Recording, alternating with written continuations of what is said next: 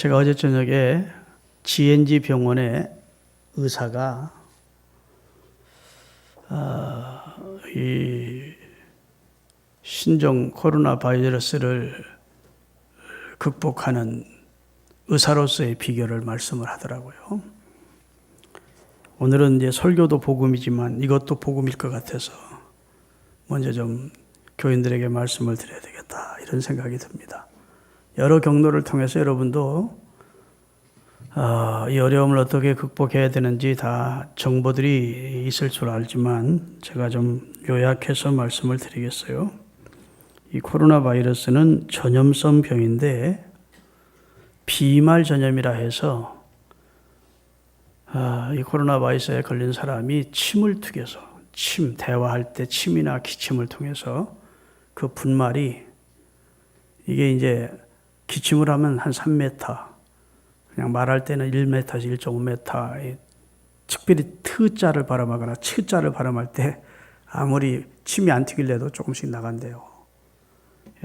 딱 이 비말이 이제 침이 튀기면 그것이 이제 떨어지기 직전까지 하나의 액체로 떠도는데 이제 그게 떨어지는 시간까지가 이제 그것을 코로 혹은 입으로 들어오게 되면 전염이 된다는 겁니다. 그러니까 우리 정 장로님, 김 장로님은 걱정할 필요 없어. 3m는 넘으니까. 저만 이제 한동안은 마스크를 안 쓸 수 있는 자격을 갖도록.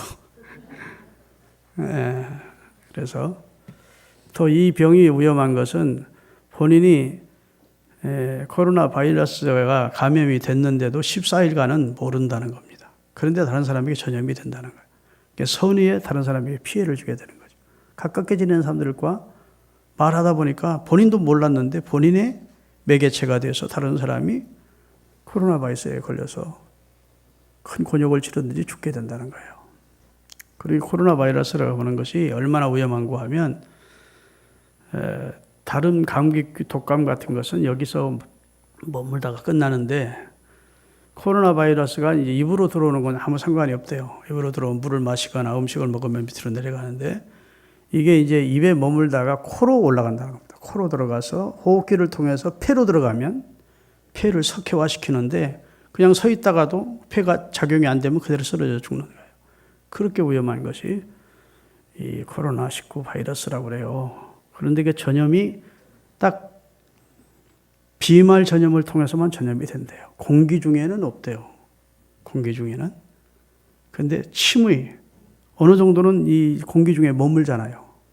땅에 떨어지기 전까지는. 그리고 침이 튀긴으면 그 뭐라고 그러나요? 알루미늄이나 이런 금속에 딱 닿으면 최하 6시간에서 24시간 동안 거기서 균이 살아있대요. 그게 이제 영양분이 없어야 다 그 침이 액체가 없어져야 그 바이러스가 죽는데 침 튀긴 다음에 그 침이 24시간까지도 간대요. 그럼 바이러스가 그 침을 먹으면 침에 있는 영양분을 먹으면서 생존한대요. 여러분 외식을 조심해야 됩니다. 외식하면 가라가면 수많은 손님들이 거기서 침을 튀기면서 이야기를 해놓았는데 그게 튀겨놓는 거예요. 그러면 식당에 직원들이 와서 행주로 씻는 건 아무 의미가 없다는 겁니다. 더 퍼뜨려 놓는 것이지. 그래서 조심하려면 알코올 티슈라는 게 일회용 알코올 티슈라는 걸 판대요. 약국에서. 그걸 가지고 특별히 외식 안 하면 좋지만 회식을 하게 될 경우에는 씻어야 된다는 겁니다. 의자도 씻고 거기도 씻고 앉아야지 행주로 씻고 일회용 티슈 같은 거 씻는 건 아무 의미가 없대요. 알코올 70%에서 75% 된 알코올 티슈로 주변을 씻어내야 된대요. 그래야 소독이 된다는 거예요. 그리고 손잡이, 이 쇠로 된 손잡이, 금속 손잡이 같은 것에도 그렇게 오랜 시간 살아있대요. 그렇기 때문에 거기를 만졌으면 무조건 가서 손을 씻어야 된다는 거예요. 그렇지 않으면 소독약을, 일회용 소독약이 있대요. 이렇게 조그마한 거 가지고 다니는 포켓용.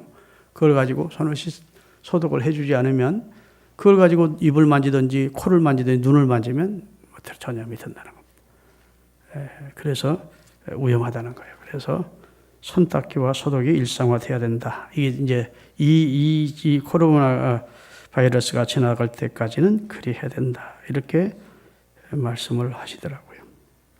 그리고 꼭 좋은 마스크 아니라도 된대요. 황사나 미세먼지는 좋은 마스크를 써야 공기가 들어오는 거기 때문에. 그런데 이것은 비말이기 때문에 침만 막아주면 되는 거기 때문에 아주 고급 마스크를 쓴다는 게 별 의미가 없대요. 싼 마스크라도 하여튼 침이 입 안으로 들어오지 않게끔만 만들어주고, 그리고 다시 쓰려면 소독약을 뿌리고 그 다음에 세탁을 하든지 불에 달구어서 그리고 병균을 죽인 다음에 다시 써야 된다는 거예요. 에이, 목사님 설교나 하지 뭐 그런 소리 뭐들 합니까?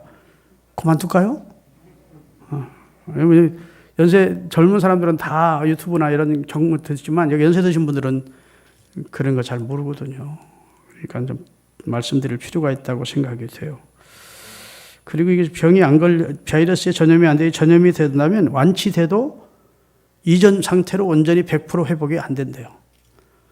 완치 판정을 받고 돌아간 사람들이 있는데 다시 양성이 발견이 돼서 또 다시 병원으로 간 사람이 2사람 있고, 그 다음에 아무래도 호흡기가 망가져서 이전 상태처럼 되지는 않는다고. 이게 안 걸리는 게 무조건 최상이에요. 그러려면 어떻게 해야 된다고요? 불편해도 마스크 쓰고, 손발 씻고, 소독하고, 할 수 있는 대로 외식을 하게 되면 알코올 티슈 가지고 주변 씻고. 거기 얼마나 많은 사람이 그 식탁에 왔다 갔겠어요. 행주는 아무 의미가 없대요. 행주는 그 바이러스 더 상에다 더 퍼뜨려 놓는 결과밖에 없지 별로 의미가 없다, 이런 얘기를 들었습니다. 그래서 다음 주는 여러분이 오실 때 마스크도 쓰고 오시고 비닐 장갑을 가지고 오시고, 여기 의자 탁자에 여러분은, 우리 교인이 나는 코로나 바이러스 걸렸는데 여기 온 사람은 없을 거야, 누구한테 퍼뜨리기 위해서. 그래도 선의의 매개체가 될 수 있으니까 찬송 부르다 보면 앞에다 침이 튈 것이 있다고요, 이 의자에. 그러니까 조심하기 위해서 비닐 장갑을 교회에서 준비하든 여러분이 가지고 오든 하면 좋겠어요. 호주머니에 넣고 다니죠. 일정 기간만 그렇게 하자고요. 여기서 잠잠해질 때까지는. 그래서 우리 건강을 지켜갈 수 있게 되기를 바라겠습니다. 그리고 아까도 얘기했지만 마스크 쓰는 것이 믿음 없어서 마스크 쓰는 게 아니고 피차를 위한 에티켓이고 배려다, 이렇게 생각하고 꼭 마스크를 쓰시고 우리가 하나님 앞에 예배를 드리십시다. 내가 보니까 지난 주일보다 한 100여 명이 절틀 참석한 것 같아요. 지난주는 꽉 찼었는데 벌써 언론이나 이렇게 막 굉장히 지금 전염성이 강하고 서울도 위험하다 하니까 우리 교인들 가운데 겁먹은 사람들이 많이 결석을 했네요. 그랬는데 이제 수요 예배는 드립니다. 수요 예배는 뚜무딱 앉게 할까. 어차피 많이 안 나오시니까 한 30, 40명 나오니까 멀찍이 앉고, 새벽 예배도 멀찍 앉으면 별 이상이 없대요. 우리 교회는 한 달에 한 번, 한 주에 한 번씩 소독을 하겠습니다. 방역을. 감사하게도 우리 교회 이준행 의원께서 우리 교회 집사님인데 방역 사업을 하고 계셔.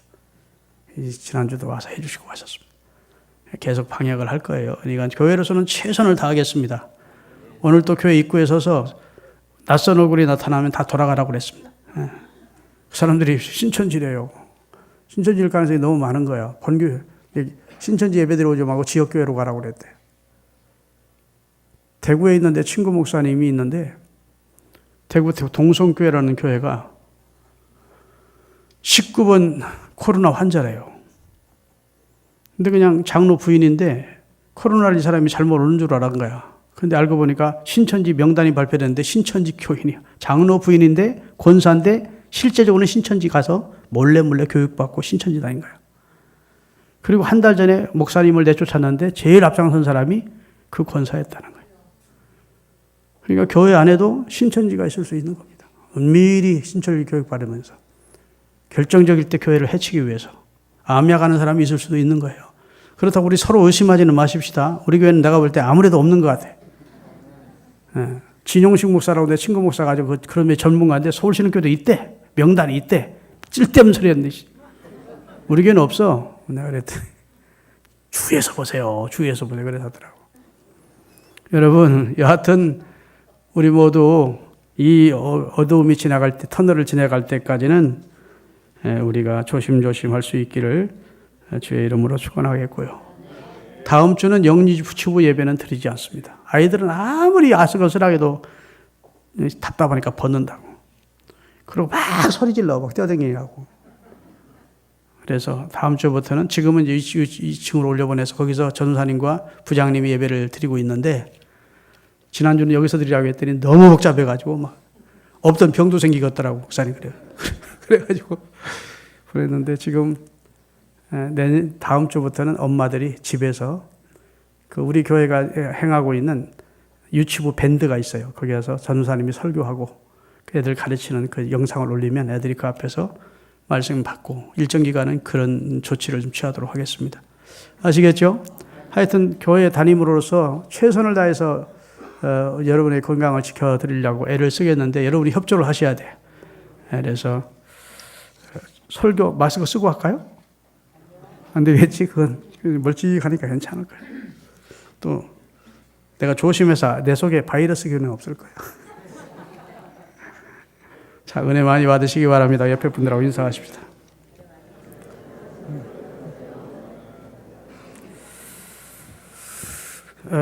오늘 본문은 잘 읽어보면 가슴이 먹먹해지는 내용입니다. 모세가 그렇게도 들어가기를 원했던 가나안 땅을 눈으로 바라보기만 했지 가나안 땅은 너는 못 들어간다 하는 하나님의 선언을 받는 거예요. 신명기 3장 25절부터 27장까지 모세가 이 일이 있기 전에 회상한 내용입니다. 한번 구하옵나니 나로 건너가게 하사 요단 저편에 있는 아름다운 땅 아름다운 산과 레바논을 보게 하옵소서 하되 여호와께서 너희의 연고로 내가 진노하사 말을 듣지 아니하고 내게 이르기를 그만해도 족하니 이 일로 다시 내게 더 이상은 내게 요구하지 마. 너 가나안 땅 못 들어가. 내가 못 들어간다 했잖아. 네가 화를 내면서 내 일을 한 그것으로 인하여 나를 욕되게 했으므로 너는 가나안 못 들어간다고 했잖아. 내가 말해놓은 걸 뒤집을 수는 없다. 너는 가나안 땅 못 들어가. 이렇게 했다는 겁니다. 그러고 나서 세 편의 설교를 신명서에 한 다음에 하나님이 모세를 느보산 비스가산 꼭대기로 데리고 올라간 거예요. 올라가서 이제 어느 청명한 날 이스라엘 백성들이 들어가게 될 요단을 건너서 들어가게 될 가나안 전체를 바라보게 한 겁니다. 여러분 지금도 여기 63빌딩이나 여기 잠실에 빌딩 올라가서 아주 청명한 날은 대마도가 보여요. 흐릿하게 보이는데 아주 날씨가 좋은 옛날에 뭐 스모가 있었겠습니까? 무슨 미세먼지가 있었겠습니까? 얼마나 청명했겠어요.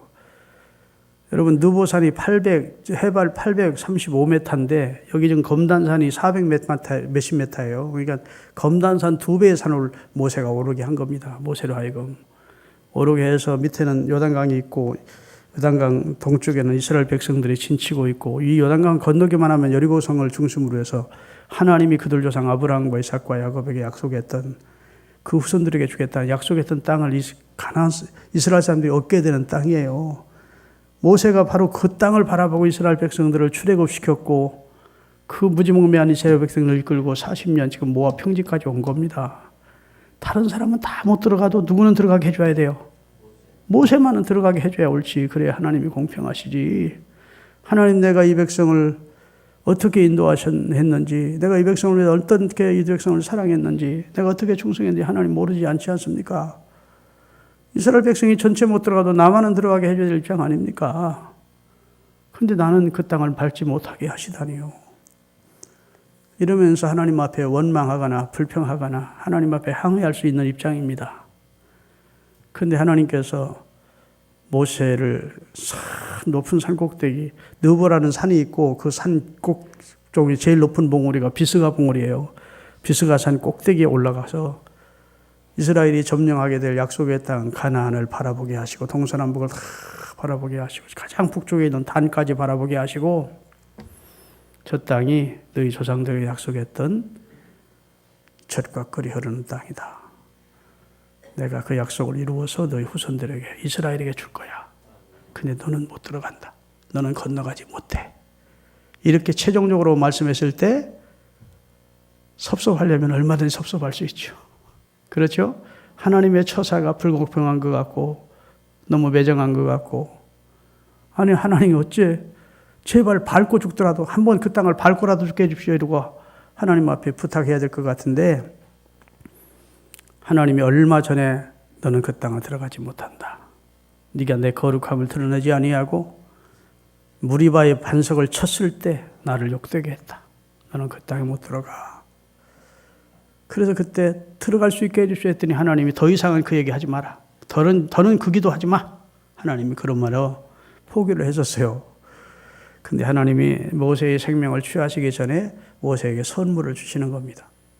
비스간산 꼭대기에 올라가게 하시고 거기서 이스라엘이 점령하게 될 땅을 바라보는 은혜를 주시는 거예요. 할렐루야. 예. 여러분, 사람은 다 행복을 원합니다. 행복해지기를 원하죠. 행복하다 싶으면 그 행복을 놓치지 않으려는 또 발버둥도 인간에게 있습니다. 근데 젊었을 때는 행복이 소유에 있다고 생각합니다. 남보다 많이 가지면, 남보다 많이 소유하고 있으면, 남이 가지지 못한 걸 내가 가지게 되면 행복할 것 같다. 행복이 소유에 있는 줄 알고 소유에 집착을 하지요. 그러나 이제 철이 들면서 나이가 점점 먹어가면서 행복이라는 것이 꼭 소유에 있는 것은 아니구나. 그렇게 깨닫게 되고, 소유보다 더 중요한 것이 있는데 관계라는 걸 느끼게 됩니다. 관계. 사람과 사람의 관계, 가족 간의 관계. 공정하시면 머리를 끄덕이. 관계가 중요한 거예요. 친밀한 관계, 가까운 관계, 사랑의 관계. 관계가 중요해요. 그래서 좀 더 넓은 관계, 좀 더 폭넓은 관계, 좀 더 많은 깊은 관계. 그래서 소속감을 가지고 사람의 행복을 느낍니다. 그래서 자기가 라이언스 클럽의 회원이 됐다. 굉장한 학생들도 자기가 무슨 YMCA 회원이 됐다. 그 자긍심을 느끼고. 하여튼 어떤 좋은 단체에 소속해서 그 사람들과 관계를 가지는 거, 그것이 이제 행복의 조건이라고 생각을 해요. 그래서 사람들이 더 많은 관계, 더 깊은 관계, 더 넓은 관계를 가지면서 소속감의 연대감을 통해서 보람과 뿌듯함 그리고 행복감을 느낍니다. 그런데 그것도 아니구나 하는 걸 느끼게 돼요. 왜냐하면 사람과의 관계가 늘 행복할 수가 없습니다. 어떤 때는 상처를 받기도 하고, 그 다음에 배신을 당하기도 하고, 많은 아픔을 겪게 되는 것이 인간관계예요. 아멘. 그래서 소유도 관계도 참된 행복을 주는 것이 아니구나 하는 걸 알게 됐을 때 사람들은 근원으로 돌아가고 싶은 겁니다. 근원. 그 근원으로 돌아가면 행복해질 것이라고 생각해서 사람들은 고향을 그리워하고, 자연을 그리워하고, 사랑하는 부모를 그리워하고, 형제를 그리워하고, 가족을 그리워해요. 그래서 요즘 TV에 이런 내용을 다룬 프로들이 참 많이 있습니다. 저는 요즘 코로나 바이러스가 기승을 부리는 걸 보면서 제일 요즘 마음 편한 사람이 자연인 같아. 그 사람들은 코로나 걸릴 필요는 없을 것 같아요. 산에 올라가 약초해 먹고 그냥 외롭게 살지만, 이런 때는 또 그런 사람들이 안전하겠다 이런 생각도 들어요. 그런데 무슨 재미로 살까 싶은데 그 자연인 인터뷰를 해보면 나는 여기 와서 너무 행복하다. 욕심을 버리고 사니까 너무 행복하다. 너무 상처받았던 그런 것 때문에 너무 마음 아팠었는데 이제는 행복하다. 욕심을 버리고 자연과 친숙해지고 본래의 자리로 돌아왔더니 행복하다. 이렇게 얘기하는 사람들이 많이 있어요. 우리 예수를 믿는 사람들은 불신자와는 다른 차원의 다른 행복이 있습니다. 그 첫째는 신앙이 어릴 때는 내가 하나님의 백성이 된 것이 제일 기쁩니다. 하나님의 나라 백성이 되어 천국을 소유하게 된 것이 제일 기쁜 거예요. 소유에 있는 겁니다. 그것도 소유. 천국을 소유하게 됐다. 얼마나 감사해요. 용서받고 예수님 믿어 구원받아 천국의 백성이 됐다. 천국 백성, 천국을 소유한 자가 됐다. 그게 이제 행복의 최고의 행복이라고 생각이 돼요. 그러나 좀 더 신앙이 성숙하게 되면 그것보다 더 깊은 더 행복한 관계가 뭐냐면 하나님과의 관계입니다. 하나님과 친밀한 관계를 누리게 돼.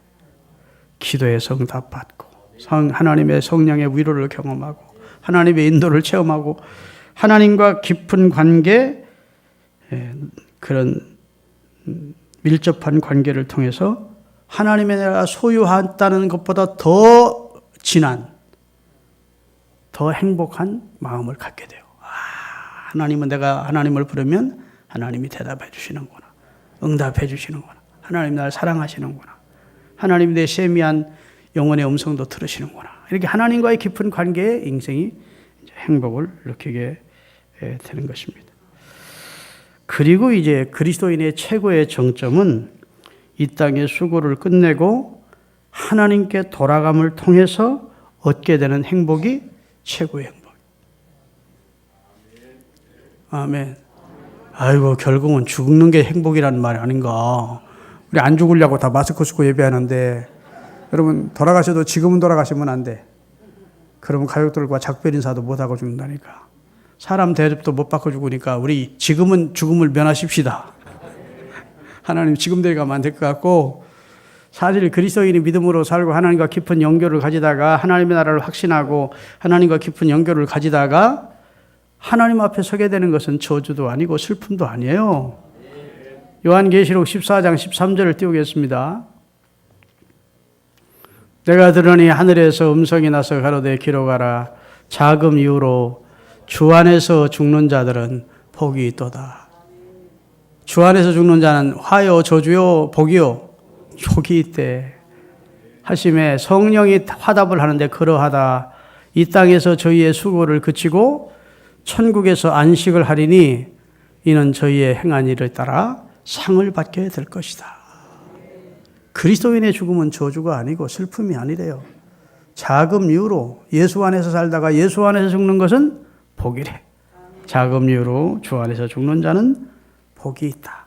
왜냐하면 본향을 향해 간 것이기 때문에.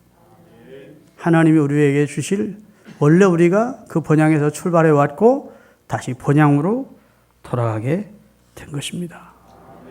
히브리서 11장 13절에서 16절입니다. 다 같이 한번 같이 읽겠습니다. 이 사람들은 다 믿음을 따라 죽었으며 약속을 받지 못하였으되 그것들을 멀리서 보고 환영하며 또 땅에서는 외국인과 나그네로 증거하였으니 이같이 말하는 자들은 본향 찾는 것을 나타냅니다. 저희가 나온 바 육체의 본향을 생각하였다면 돌아갈 기회가 있었으려니와 저희는 이제는 더 나은 본향을 사모하니 곧 하늘에 있는 것이라. 그러므로 하나님이 저희 하나님이라 일컬음을 받으실 것을 부끄러워 아니하시고 저희를 위하여 천국을 예비해 놓았느니라. 천국이 예비되어 있다는 사실을 확실히 믿는 사람은 주 안에서 살다가 주님과 교제하다가 주님 앞에 상 받게 서는 것이 최고의 행복의 절정이라고 믿는 것입니다. 할렐루야. 모세는 가나안 땅을 사모하며 일생을 살았어요. 그런데 육체가 이 땅의 가나안은 못 들어갔습니다. 그러나 그 영혼은 이 땅의 가나안보다 1000배 만배 더 좋은 하나님의 나라 가나안에 들어갔어요. 하나님이 모세에게 상으로 천국 가나안을 주신 것입니다. 할렐루야. 모세는 하나님의 나라를 소유했고 하나님과 깊은 교제를 해서 하나님의 얼굴을 대면했던 자이고 늘 하나님과 영적 관계를 누렸던 사람이요. 이제는 하나님을 신뢰하고 하나님의 말씀대로 살면서 주신 사명 충성스럽게 감당하고 하나님 앞에 서게 된 모세를 우리가 지금 보고 있는 겁니다. 하나님께서는 모세를 하나님 나라로 부르시기 전에 모세에게 마지막 선물을 그 땅을 보여주시고 그 생명을 취하셨는데 모세의 시체를 찾을 수가 없었대요. 이스라엘 백성이 나중에 올라가서 모세의 시체를 찾으러 하늘 다 주셨는데 모세의 시체를 찾을 수가 없었어요. 그런데 성경에 보면 그것이 하나님의 뜻이었대요. 근데 아주 신령한 말씀이 유다서 1장 7절에 나옵니다. 거기 보면 영의 말씀이 나와요. 유다서 1장 9절. 예. 천사장 미가엘이 모세의 시체에 대하여 마귀와 다투어 변론할 때 감히 회방하는 판결을 쓰지 못하고 다만 말하되 주께서 너를 꾸짖으시기를 원하노라. 자, 하나님께서 모세가 죽었을 때, 모세가 죽을 때 눈도 흐리지 않았고 팔과 다리에 힘도 여전했대요. 근데 하나님이 그 영혼을 취하셨어. 그러니까 그는 시체가 된 겁니다. 그런데 시체를 하나님이 미카엘 천사를 현현시켜서 처리하게 하시는데 모세의 시체를 놓고 마귀와 미카엘이 싸웠다는 겁니다. 그래서 미카엘이 하나님만 정죄권이 있기 때문에 미가엘이 스스로 사탄을 정죄하지 않고 하나님이 너를 정죄하기를 원한다 하니까 마귀가 떠나고 미카엘이 모세의 시체를 처리한 겁니다. 할렐루야. 그것은 사실은 하나님이 모세에게 주신 축복이기도 하고 이스라엘 백성에게 주신 축복이기도 한 것입니다. 할렐루야. 여러분, 이스라엘 사람들에게 모세는 특별한 인물입니다. 성경에도 히브리서 11장에 믿음의 영웅들이 구약에 16명이 나오는데 모세만은 7절이 모세에 대해서 기록이 되어 있어요. 다른 사람은 한 절에 6명이 기록되기도 했어. 다니엘, 아무개 막 이렇게. 그렇지만 모세는 그의 태어남부터 그가 얼마나 하나님의 집에 충성했는지를 6, 7절에 기록해 놓고 있다. 그만큼 모세는 충성된 자예요. 이 세상에 예수님을 보냈을 때 바리새인과 유대인들이 항상 누구를 들고 나옵니까? 모세의 율법을 들고 나오는 겁니다. 그만큼 이스라엘 사람들에게 모세는 대단한 위대한 하나님의 종이었어요. 만약 모세의 시체가 어느 곳에 묻혔다면 이스라엘 사람들이 애굽에 가 살면서 좋을 때도 모세 생각해서 우리가 이 땅으로 인도해 준 자가 모세다. 아멘. 어려움을 당할 때도 모세를 생각했을 거예요. 모세. 위대한 모세가 있었더라면 우리가 이렇게 어려움 안 당할 텐데. 그리고 모세의 무덤을 아주 거창하게 치장해 놓고 어려울 때마다 요단강을 건너서 모세의 무덤 앞에 와서 엎드려 경배하고 이스라엘 사람들은 충분히 그럴 수 있는 사람들입니다. 응? 모세를 높이고 모세를 우상화시킬 가능성이 많았어요. 그래서 하나님이 모세의 시체를 처리해 주셨어요. 믿으십니까? 미카엘 천사장을 보내서 모세의 시체를 놓고 사단과 다투어 처리해 주시고 이 땅에 모세의 흔적은 남지 않도록 해주신 것은 하나님이 이스라엘을 위한 배려입니다. 만약 모세를 높이기 시작했더라면 하나님이 정하신 이스라엘의 절기인 세절기, 유월절, 그 다음에 맥추절, 추수절보다 그 절기보다 모세가 태어난 날, 모세가 죽은 날 절기를 더 크게 지킬 가능성이 있어요. 모세를 신격화시킬 가능성도 있고 우상화시킬 가능성이 많이 있으니까. 모세는 영광을 받아야 될 존재는 아니에요. 영광은 하나님이 받으셔야지. 모세를 선택하시니까 하나님, 모세를 능하게 하시니까 하나님, 모세를 사용하시니까 하나님, 하나님이 영광을 받으셔야지. 하나님의 자리에 모세가 앉아서 영광을 받으면 안 되잖아요. 그건 본인 자신에게도 저주이고 이스라엘 백성들에게도 저주야. 하나님이 모세의 시신을 이스라엘이 발견하지 못하도록 해서 이 모세의 시신 무덤이 어디 있는지 알 수가 없었다는 거예요. 여러분, 수백 년이 지난 다음 사사시대 때에 기드온이라고 하는 사사가 나옵니다. 얼마나 훌륭한 사람인지. 기드온 300명의 용사가 미디안 사람 수십만 명을 한 사람을 치듯 다 멸했다고요. 그러니까 이스라엘 사람들이 와서 기드온을 왕으로 세우고자 당신이 왕이 된다 하니까 계속 기드온이 사양을 합니다.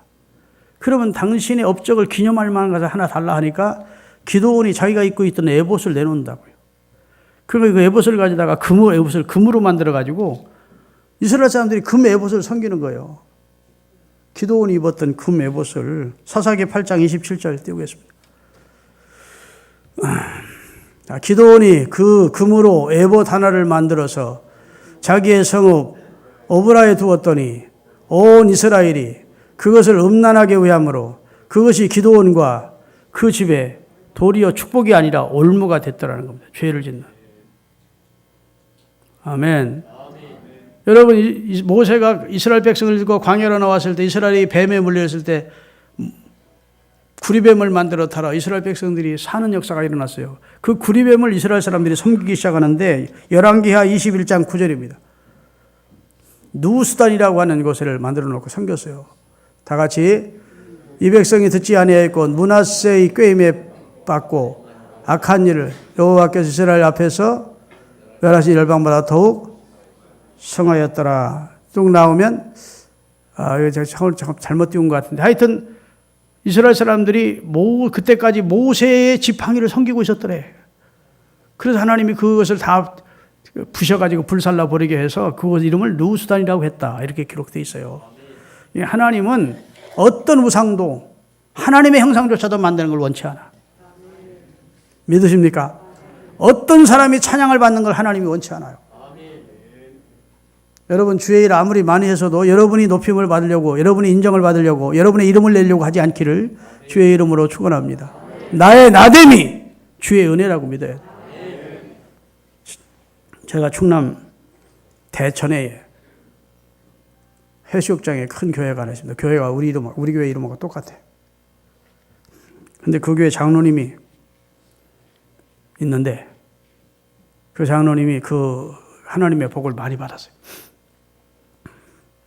근데 어느 순간부터 그 집이 망하기 시작한 거예요. 해각 기념 성전을 지어놓고 잘 돼야 되잖아요. 해각 기념 성전을 지었으면 더 축복을 받아야 되는데 그 집이 망하기 시작. 아들이 구속되고 자기 사업도 망하고 건축업도 망하고.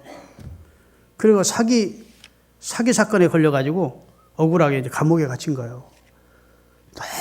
너무 이 장로님이 억울한 거예요. 자기는 감옥에 갇힐 만한 일을 한 적이 없는데 예배당도 단독으로 지어 바쳤고 이렇게 헌신했는데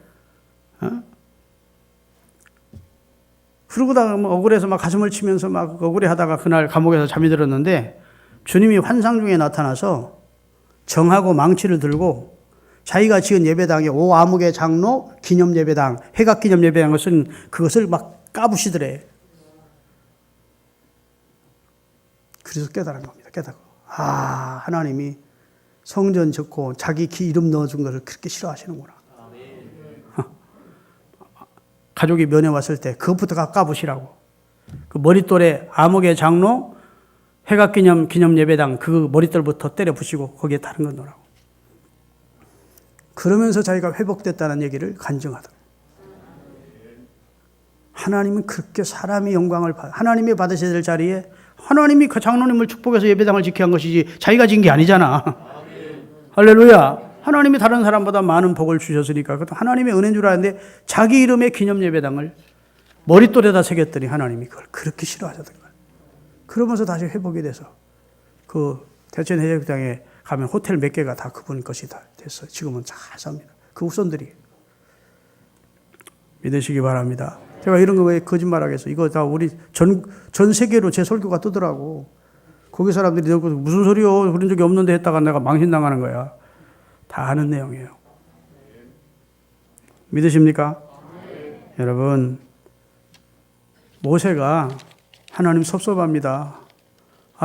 가나안 목전 앞에까지 닥쳐놓고 다른 사람 없더라도 나부터 들어가게 하시고 해야 내가 발바닥으로 반뼈는 해주셔야죠. 그렇게 하지 않았어요.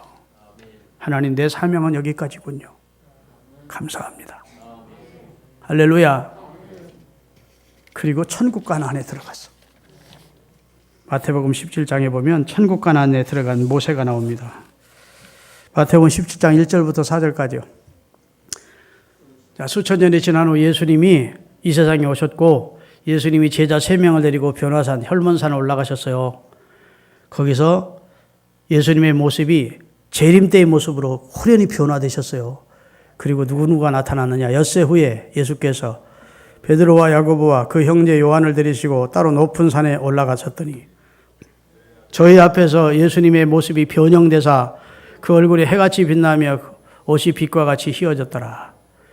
때에 모세와 엘리야가 예수와 더불어 말씀하는 것이 저희에게 보리거늘. 베드로가 여짜와 가로되 주여 우리가 여기 있는 것이 좋사오니 주께서 만일 원하시면 내가 여기서 초막 셋을 짓되 하나는 주를 위하여 하나는 모세를 위하여 하나는 엘리야를 위하여 하리이다. 아멘. 그러면 모세가 천국 가나안에 들어간 건 확실합니까? 확실하지 않습니까? 확실한 겁니다. 사랑하는 여러분, 내가 이만큼 일을 했으니까 열매는 내가 따야 돼. 그렇게 생각하지 마세요. 열심히 일하고 열매는 내 후손이 딸 수도 있고, 공손수라는 말 들어보셨습니까? 공손수? 은행나무를 공손수라고 그래요. 공손수. 왜 그러냐면 할아버지가 심어서 손주가 따먹는다 해서 공손수나무라 그래요. 할아버지가 심으면 할아버지가 은행 열매를 못 따. 아들 때도 못 딴다는 거예요. 손주 때에 가서 따먹는다는 겁니다. 여러분이 일해놓고 내가 꼭 일했으니까 내가 열매를 얻어야 돼. 하나님의 일은 그런 게 아니에요. 나는 열심히 사명 감당해놓고 열매는 내 후손들이, 내 후대 사람이, 내 후계자가 얻도록 하는 것도 행복이라고. 그러니까 여러분 신앙생활하면서 하나님의 나라 얻었지. 예수 믿어서 하나님의 나라가 얻었지. 하나님과 영적인 깊은 교제를 하고 계시지. 사명 감당하다가 하나님 앞에 서는 날이 내게 최고의 영광인 줄 아시기를. 그래서 디모데전서 4장에 사도 바울이 선언하고 있습니다. 뭐라고 선언하는지 읽어보십시다. 디모데후서. 관제와 같이 벌써 내가 부음이 되고 나의 떠날 기약이 가까웠도다. 이제 죽음이 가까웠다는 말입니다. 내가 선한 싸움 싸우고 나의 달려갈 길을 마치고 믿음을 지켰으니 이제 후로는 나를 위하여 의의 멸관이 예배되었으므로 주 곧 의로우신 재판장이 그날에 내게 주실 것이니 내게만 아니라 주의 나타나심을 사모하는 모든 자에게니라. 아멘. 모세는 여기서 네 일은 끝냈다. 네 사명은 다했다. 예, 아멘 신앙입니다. 예. 더 일해야 되겠다. 아멘. 더 일하겠습니다. 할 사람이요. 믿습니까? 근데 하나님이 여기서 네 사명은 다했다. 여기까지가 네 사명이야. 네가 여기까지 이끌어서 네 백성들에게 얻게 할 땅이야. 봐라. 네가 이렇게 귀한 일을 했다. 이제 네 생명은 내가 취해서 하나님의 품에, 아버지의 품에서 안식하도록 해주겠다. 그런 거예요. 여러분, 믿음의 사람들은요, 살아도 좋고 죽어도 좋은 거예요. 성경 한 군데만 더 읽고 마치겠습니다. 빌립보서 1장 21절에서 24절. 이는 내게 사는 것이, 내 안에 사는 분이 예수님이니 죽는 것도 유익함이라. 그러나 만일 육신으로 사는 이것이 내 일의 열배일진데 무엇을 가리는지 나는 알지 못하노라. 내가 두 사이에 끼었으니 떠나서 그리스도와 함께 있는 욕망이 돼. 나는 개인적으로는 내가 빨리 죽어서 그리스도와 함께 있기를 원한다는 거예요. 왜? 셋째 하늘을 경험했던 사람이니까. 그러나 그게 내 개인적인 소망이지만 24절 그러나 내가 육신에 거하는 것이 너희를 위해서는 더 유익하다. 왜? 사도가 살아있어야 말씀을 가르치는 자들이 있어야 너희들에게 유익해. 그러니까 나는 사는 것도 죽는 것도 다 감사하다. 영국에서 미국으로 가는 할머니가 배를 탔는데 배가 풍랑을 만나 깨지기 직전이요. 사람들이 다 두려움에 떨고 있는데 할머니만 주 안에 있는 나에게 딴 근심이 있으랴. 그러면서 찬송을 부르는 거예요. 다른 사람들은 그냥 토하고 다 정신없고 그냥 두려움의 동포에 질려 있는데 그리고 또 배다가 잔잔해졌어요. 사람들이 그 할머니에게 모여든 거예요. 할머니는 무섭지 않으셨느냐 했더니 왜 무섭습니까? 나는 무섭지 않았습니다. 하나님이 살려주시면 미국으로 가는 중인데 미국 가서 내 작은 딸을 만날 것이고 하나님이 데려가시면 천국 가서 큰 딸을 만날 건데 아멘. 그게 두렵지 않다는 거예요. 하여튼 여러분 아름다운 마감을 할 수 있기를 바랍니다. 근데 이번에 코로나 때문에는 세상을 뜨면 안 돼. 이번엔 잘 예방하시고 나중에 수많은 사람들의 박수를 받으면서 아쉬움 속에 하나님의 영광 중에 천국 환송 예배를 드릴 수 있도록 그렇게 생을 마치는 우리가 될 수 있기를 바라겠습니다. 기도하겠습니다.